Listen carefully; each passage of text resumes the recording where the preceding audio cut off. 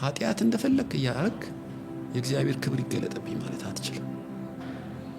የቅድስና ለእግዚአብሔር ስለሆነ የቅድስና ምንጭ እሱ እኮ እግዚአብሔር ነው። ጸጋ ሰጥቶናል።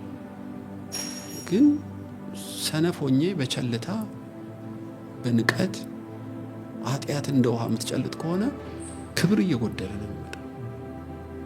ይህን ምሳሌ ቢሰጥ ሳምሶን ጥሩ ምሳሌ ነው። በብሉይ ኪዳን ጉዳዩ ከጸጉሩ አይደለም ከቃል ኪዳን ነው።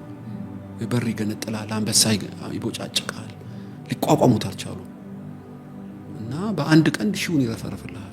ይሄ የተለየ ቅባትና ሚስጥር አለው ብለው አምነዋል እና ደሊላ ሰልላ አገኘችው። ስለዚህ ከማይገባው ጋር ናዝራዊ የሆነው የተለየው ደሊላ ጉልበት ላይ ተኛ። አየ ጸጉሩን ላጨችው። ተራሳ ሆነ እና አላገጡበት።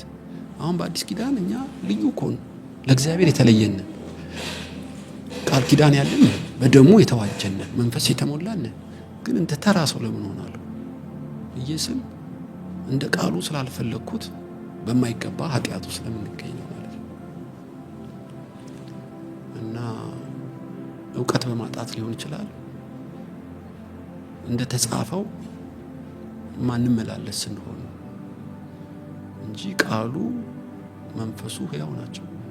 ነገም ትላንትም ዛሬም አባቴ ይሰራል አሁንም ይሰራል እንዳለው መንፈስ ቅዱስ አሁንም ይሰራል። እና ኃጢአት ስንሰራ ቶሎ ንስሐ መግባት አለብን። መንፈስ ቅዱስን አታስመርሩት የሚለው ለዚህ ነው። ይማረራል፣ ይቀጣሃል፣ ያስተምርሃል፣ ይገስጽሃል። ለኛ ሆነ እምቢ ብለህ ከሄድክ ክብሩን እየቀነሰብህ ይመጣል። እና በእግዚአብሔር ሕልውና ውስጥ ስትገባ ክብሩ በሙላት ይገለጣል። እምቢ ካልክ ግን ከሕልውናው ይወጣል። ለጥሩ ምሳሌ በብሉይ ኪዳን ዮሴፍ ነው። ዮሴፍ ጳጢፋር ቤት ሲገባ ቤቱ ሁሉ ይባረካል። ወህኒ ቤት ሲገባ ቤቱ ሁሉ ይባረካል።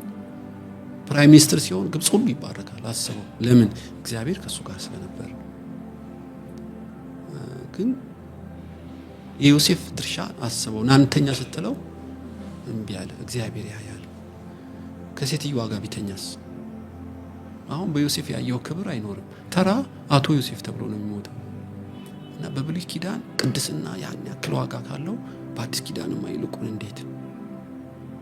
እና መንፈስ ቅዱስ ክብሩን ገልጦ የአዲስ ኪዳን ክህነትህ እንደ ተጻፈው የሚገለጠው እንደ ተጻፈው መኖር ስትጀምር።